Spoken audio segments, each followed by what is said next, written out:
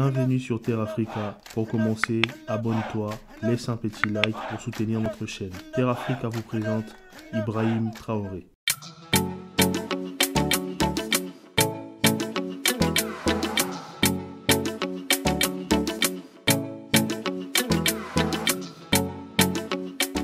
Ibrahim Traoré, natif de Bondoukoui, il étudie la géologie à Ouagadougou et rejoint l'armée en 2010.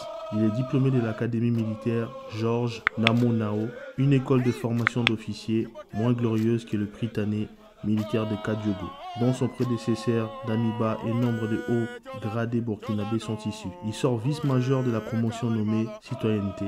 Le jeune soldat va rapidement gravir les échelons militaires. En 2012, il devient sous-lieutenant. En 2014, il passe au grade de lieutenant avant d'être promu capitaine en 2020. En mars 2022, il est nommé chef d'artillerie du 10e régiment de commandement d'appui et de soutien basé à Kaya par l'ex-président Damiba. S'ensuit 10 ans de carrière au front. Il est déployé dans le nord et le centre du pays, frappé par les attaques djihadistes, puis au Mali en 2018 au sein de la mission de l'ONU, la MINUSMA. Un fait d'armes marquant survient cette année-là quand la ville de Barça Logo, à une quarantaine de kilomètres de Kaya, dans le centre où il est alors basé, est attaqué par des groupes djihadistes qui menacent de la faire tomber. La route étant réputée minée, le capitaine Traoré entame alors avec ses hommes un rallye commando à pied, raconte un officier supérieur anonymement, pour libérer la ville.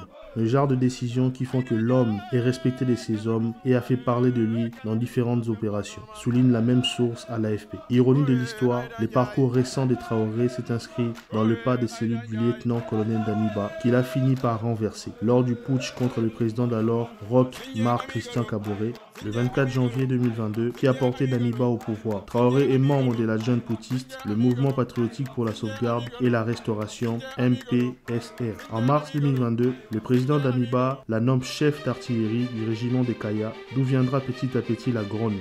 Nommé par ses camarades porte-parole des membres du MPCR sur le terrain, il est mandaté plusieurs fois à Ouagadougou pour plaider un changement de stratégie auprès du président. C'est finalement faute d'avoir été entendu, disant plusieurs de ses soutiens qu'il aurait marché sur Ouagadougou vendredi 30 septembre 2022.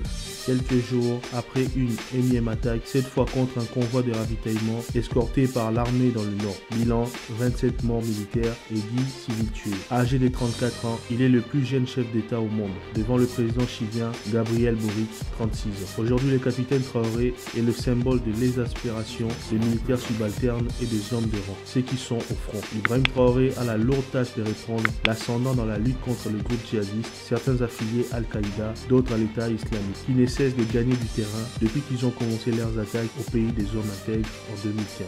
Prise de pouvoir s'inscrit également dans une lutte globale d'influence entre France et Russie en Afrique francophone, où les anciennes colonies françaises sont de plus en plus nombreuses à se tourner vers Moscou. Après son coup d'État, plusieurs manifestants sont sortis dans les rues de Ouagadougou, brandissant des drapeaux russes et en scandant des slogans anti-France. On fait du coup d'État de Traoré un élément de plus dans la remise en cause de l'influence française en Afrique de l'Ouest. Abonne-toi sur nos réseaux sociaux, Facebook, Instagram et YouTube. Nous avons besoin de ton soutien. Soutiens-nous, Terre Africa, terre d'espoir.